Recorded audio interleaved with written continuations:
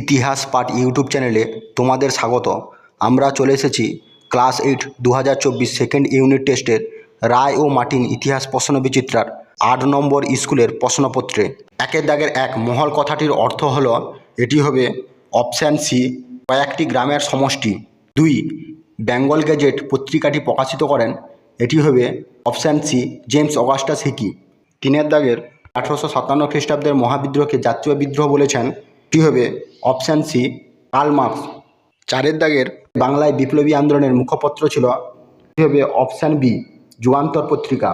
5 দাগের জাতীয় শিক্ষা পরিষদ গঠিত হয়, এটি হবে অপশান সি, 1906 খ্রিস্টাব্দে। 2 দাগের এক শূন্যস্থান পূরণ করো। রায়ত শব্দের অর্থ হলো, এটি হবে কৃষক। 2 দাগে মোপলা বিদ্রোহ কোথায় হয়েছিল, এটি হবে দক্ষিণ ভারতের মালাবার উপকূলে। 3 দাগে ভারতের প্রথম ভাইসরয় কে ছিলেন, এটি হবে লর্ড ক্যানিং। 4 দাগে ঠিক না ভুল লেখো।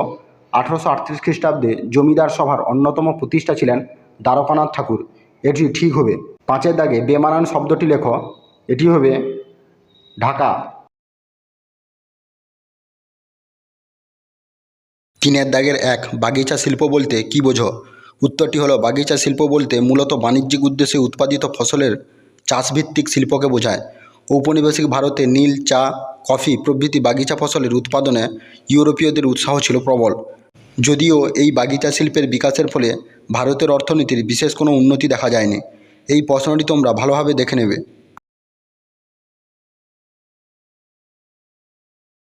3 দাগের 2 প্রশ্নটি হলো, পণ্ডিতা রামাবাঈ কেন স্মরণীয়? উত্তরটি হলো, পণ্ডিতা রামাবাঈ ভারতে নারী শিক্ষার প্রসারে তার অবদানের জন্য স্মরণীয় হয়ে আছেন। 1 নম্বর হলো, রামাবাঈ ব্রাহ্মণ পরিবারে জন্মগ্রহণ করেন। প্রাচীন ভারতীয় শাস্ত্রে তার যথেষ্ট জ্ঞান ছিল। 2 নম্বর, তিনি এক শূদ্রকে বিয়ে করে সমাজে প্রচলিত জাতিভেদের বাধাকে নস্যাৎ করেছিলেন। 3 নম্বর, তিনি বিধবা অবস্থায় ইংল্যান্ডে গিয়ে ডাক্তারি পড়েন। 4 নম্বর, তিনি বিধবা মহিলাদের জন্য একটি আশ্রম প্রতিষ্ঠা করেছিলেন। এই প্রশ্নটি তোমরা ভালোভাবে দেখে নেবে।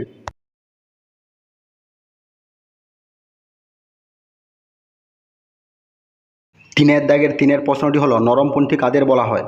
উত্তরটি হলো, ভারতীয় জাতীয় কংগ্রেসের প্রথম দিকের নেতারা যারা ব্রিটিশ শাসনের প্রতি অনুগত থেকে আবেদন নিবেদনের আন্দোলনে বিশ্বাস করতেন, তাদের নরমপন্থী বলা হয়। নেতৃত্ব, কংগ্রেসের নরমপন্থী নেতাদের মধ্যে উল্লেখযোগ্য হলেন উমেশচন্দ্র বন্দ্যোপাধ্যায়, সুরেন্দ্রনাথ বন্দ্যোপাধ্যায়, দাদাভাই নওরোজি প্রমুখ। এই প্রশ্নটি তোমরা ভালোভাবে দেখে নেবে। 4 দাগের 1 প্রশ্নটি হলো, চিরস্থায়ী বন্দোবস্ত সম্পর্কে বঙ্কিমচন্দ্র চট্টোপাধ্যায়ের সমালোচনা লেখো।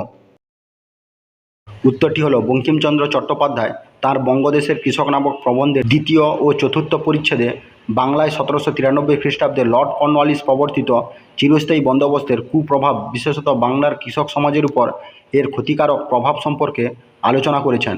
1 নম্বর, তিনি দেখিয়েছেন যে বাঙালি কৃষক সমাজের শত্রু ব্রিটিশ ও জমিদাররা কৃষকদের চরমভাবে নির্যাতন করেন। 2 নম্বর, বাংলার কৃষক সমাজের কাছে চিরস্থায়ী বন্দোবস্ত ছিল এক প্রকার কলঙ্ক। আলোচ্য প্রবন্ধে তিনি দেখিয়েছেন যে লর্ড কর্নওয়ালিস এই ব্যবস্থার সূচনা করলেও জমিদারদের দ্বারা কৃষকদের উপর অত্যাচার বন্ধের কোনো চেষ্টা তিনি করেননি।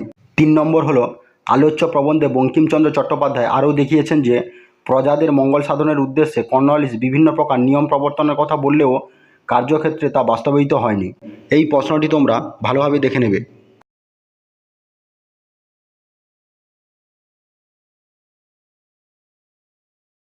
4 দাগের 2 প্রশ্নটি হলো, স্ত্রী শিক্ষার প্রসারে ঈশ্বরচন্দ্র বিদ্যাসাগরের অবদান আলোচনা করো। উত্তরটি হলো, স্ত্রী শিক্ষা বিস্তারের ইতিহাসে ঈশ্বরচন্দ্র বিদ্যাসাগরের অবদান বিশেষভাবে স্মরণীয়। তাকে নারী শিক্ষা বিস্তারের পথিকৃৎ বলা হয়। নারী শিক্ষা প্রসারের উদ্দেশ্য, বিদ্যাসাগর দেখিয়েছিলেন যে বাংলার সমাজে নারীরা পুরুষদের তুলনায় অনেক পিছিয়ে রয়েছে। সামাজিক বিভিন্ন কুসংস্কার এবং অত্যাচারে নারীরা জর্জরিত। একমাত্র শিক্ষা বিস্তারের মাধ্যমেই নারী সমাজের মুক্তি সম্ভব বলে তিনি মনে করেন। নারী শিক্ষা প্রসারে বিদ্যাসাগরের অবদান পয়েন্ট আকারে দেওয়া আছে। প্রথম পয়েন্টটি হলো, নারী শিক্ষার প্রসারে বেথুনকে সহযোগিতা। দ্বিতীয় পয়েন্টটি হলো, নারী শিক্ষার জন্য প্রচার।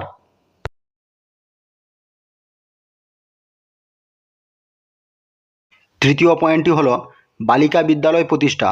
চতুর্থ পয়েন্টটি হলো, বিদ্যাসাগর কলেজ প্রতিষ্ঠা।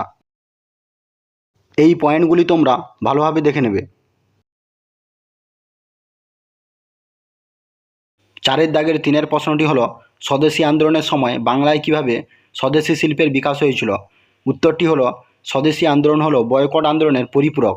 বিদেশি দ্রব্যের পরিবর্তে স্বদেশে দ্রব্য উৎপাদন, প্রচার ও তার ব্যবহার করার ফলে স্বদেশী আন্দোলন পরিপূর্ণতা লাভ করে। স্বদেশী আন্দোলনের উদ্দেশ্য ছিল দেশবাসীর প্রয়োজনীয় দ্রব্য সামগ্রী দেশেই উৎপাদন করা। এই সময় প্রতিষ্ঠিত হয়েছিল বস্ত্র, ঔষধ, লৌহ ইস্পাত, দেশলাই, চিনি, কাগজ, কালি প্রভৃতি শিল্প কারখানা। 1906 খ্রিস্টাব্দে চালু হয় বঙ্গলক্ষ্মী কটন মিলস। চীনামাটির পাত্র, সাবান, দেশলাই প্রভৃতি উৎপাদনের জন্য দেশীয় কলকারখানা তৈরি হয়। এই প্রশ্নটি তোমরা ভালোভাবে দেখে নেবে।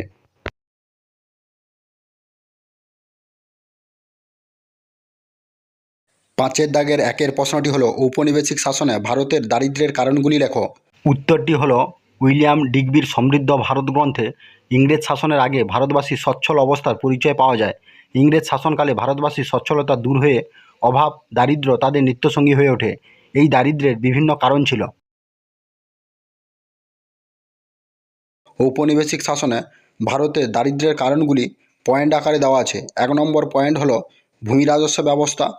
2 নম্বর পয়েন্ট হলো অবশিল্পায়ন। 3 নম্বর পয়েন্টটি হলো সরকারি নীতি। এই পয়েন্টগুলি তোমরা ভালোভাবে দেখে নেবে।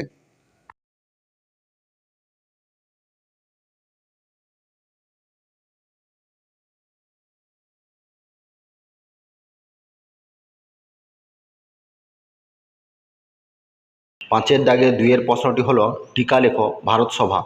উত্তরটি হলো 19 শতকের বাংলাদেশের যে রাজনৈতিক সভা সমিতি গড়ে ওঠে সেগুলি ছিল আঞ্চলিক এবং শ্রেণী স্বার্থের বাহক। ভারত সভা ছিল এর ব্যতিক্রম। আঞ্চলিকতা ও শ্রেণী স্বার্থের ঊর্ধ্বে ওঠে ভারতবাসীর কল্যাণের জন্য এই ভারত সভা প্রতিষ্ঠিত হয়। 1876 খ্রিস্টাব্দের 26শে জুলাই ভারত সভা প্রতিষ্ঠিত হয়। সুরেন্দ্রনাথ বন্দ্যোপাধ্যায়, আনন্দমোহন বসু ও শিবনাথ শাস্ত্রী এই সভার প্রতিষ্ঠাতা ছিলেন।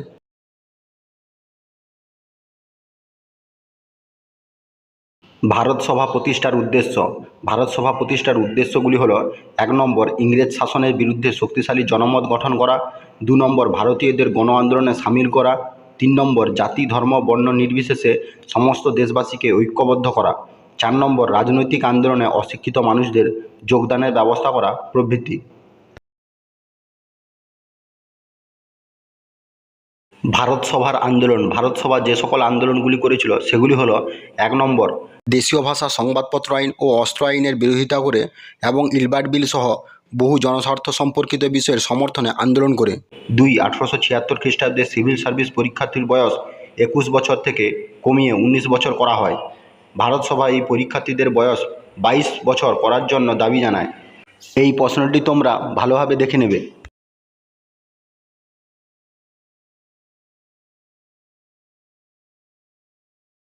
5-এর দাগের 3-এর প্রশ্নটি হলো ব্রিটিশ ইস্ট ইন্ডিয়া কোম্পানির আমলে সংগঠিত কৃষক ও উপজাতি বিদ্রোহগুলির কারণ কী ছিল?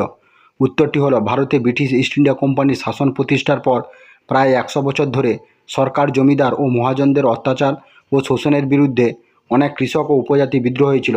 এই বিদ্রোহগুলির মধ্যে উল্লেখযোগ্য হলো ওয়াহাবি ও ফরাজি আন্দোলন, নীল বিদ্রোহ, সাঁওতাল বিদ্রোহ প্রভৃতি। বিদ্রোহের কারণ। ব্রিটিশ ইস্ট ইন্ডিয়া কোম্পানির আমলে কৃষক ও উপজাতিদের বিদ্রোহ ঘোষণার অনেক কারণ ছিল। 1 নম্বর হলো অত্যধিক রাজস্ব আদায়। 2 নম্বর হলো সরকারি কর্মচারী ও পুলিশি অত্যাচার।